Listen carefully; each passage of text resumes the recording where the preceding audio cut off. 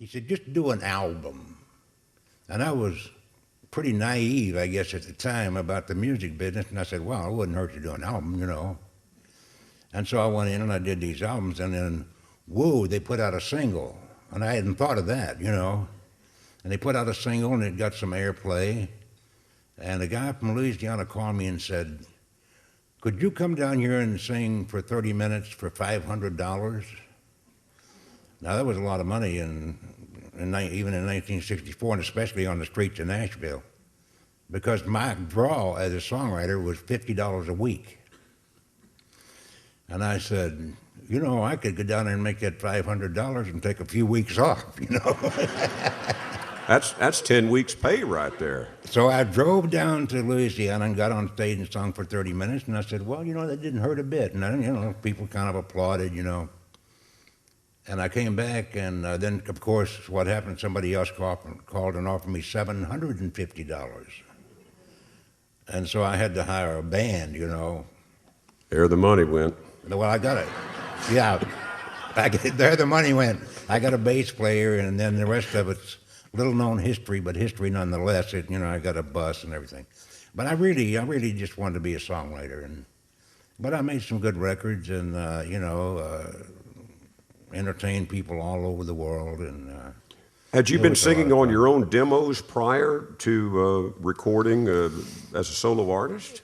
Yeah, I was singing my own demos, and when I'd hear the demo, I was offered several record contracts here and there. They said, you want to make some record? And I said, no, because see, I was traveling on the road as a side job.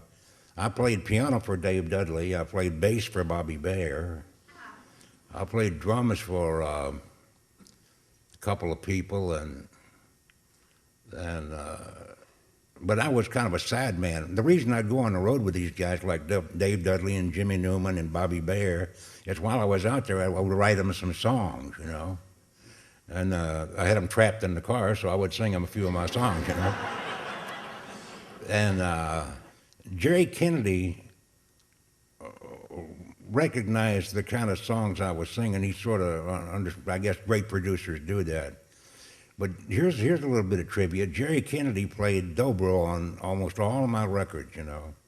My records were all acoustic. I never used any electric guitars or steel guitars. You realize that? And I never used any fiddles. I used violins, but I never had a fiddle player in the band. And so I had kind of a strange career, and Jerry made Jerry Kennedy nervous. He said, you know, Tom T., we're doing pretty good, but every record you put out is a new career, you know. I never did get and just make a whole lot of records that sounded, you know, like the last record, or I never had a band that sounded the same all the time. I always had to go out and bring in some different instruments and things. But Jerry knew how to do that, and we kind of got away with it. But Jerry Kennedy, for all the dobro playing he played on my record, Jerry Kennedy never owned a dobro. That's right. No, he never owned a pick and dobro. When I would do a session, he'd go somewhere and borrow a dobro and come in and play on my record, and then he'd give it back, you know. I told him, I said, man, we've had a lot of hit records. Why don't you buy one of these things, you know? Those instruments are very temperamental. We're not talking about the type of dobro that most people know that people play like Jerry Douglas or Mike Aldrich or what Josh Graves used years ago, playing it sideways with a bar. We're talking about an instrument that's tuned just like a guitar, and it's fretted, and you pick this instrument with a flat pick. It's not a very loud instrument. It's a very temperamental instrument, and when you're dealing with heat, humidity, air conditioning, it can really play havoc with this thing. And you have to find a very, what they call in the recording world, a sweet spot with a microphone to make this thing sound its very best. And he was in studio one night, we were talking about this, but this particular instrument you will hear on Tom T's records a lot. You'll hear it a lot on the Statler Brothers recordings. One of the big hits that it really got started with, I guess it was Harper Valley PTA, which Tom wrote. It was out by Jeannie C. Riley. But you don't hear that instrument much anymore, but it was a season in country music that instrument was used a lot, and your records really helped to perpetuate the popularity of that. That's what happened with Harper Valley PTA. The reason the dobro is on there, Shelby Singleton called and said, I'm doing a record on a new girl tonight. And Jerry said, what kind of song is it? And Shelby said, it's a Tom T. Hall song. So Jerry went and got his dobro. And when he got there, and that turned out wonderfully, I think. Well, he really did. And to show you the magnitude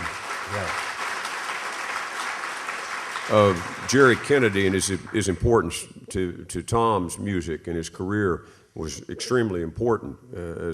We could talk for hours about Jerry Kennedy, but the work that he did with a lot of different people, but especially the Statler brothers too, who were label mates on Mercury with Tom for many years. The Statlers considered Jerry Kennedy to be the fifth Statler brother.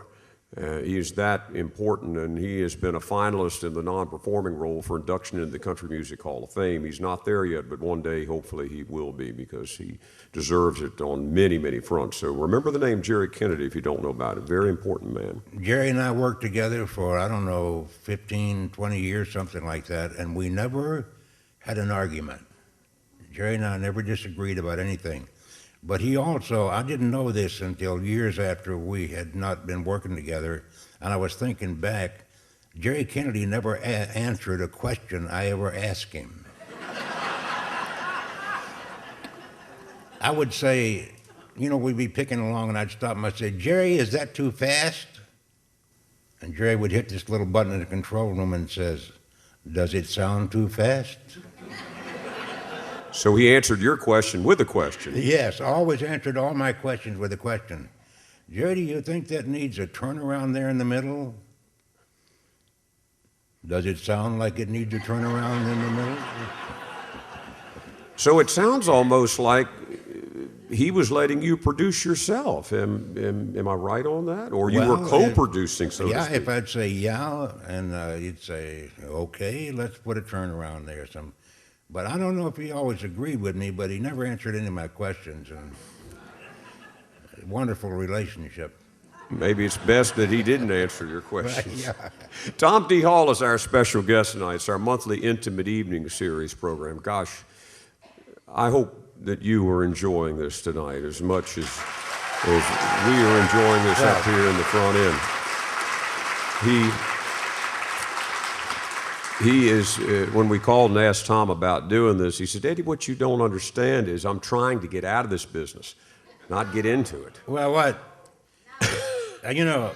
Somebody asked me, they said I was talking to somebody the other day, and they said they're talking about how hard it is to break into country music. And I said, you ought to try to break out of it sometime. Sounds like a song to me, Tom T. Let that be your next hit, right? My phone rings all the time. People want me to come and do this and that. And I said, I'm retired. And they said, that's why we called you. You're not doing anything. Jimmy Dickens said after he retired from the road, he said he was busier than when he was out 300 nights a year. Yeah. Tom T. Hall is with us tonight. We'll continue on with some more music here in just a few minutes. I want you to stay tuned for that. I want to remind you, though, that this program that you're attending tonight, or if you're listening on the other end of the speakers, heading down the highway in the comfort of your home, maybe you're in front of the speakers at your computer locally or in another part of the world, we could not do this without our sponsors, and these are important people, and I hope that you'll remember them the next time that you shop or have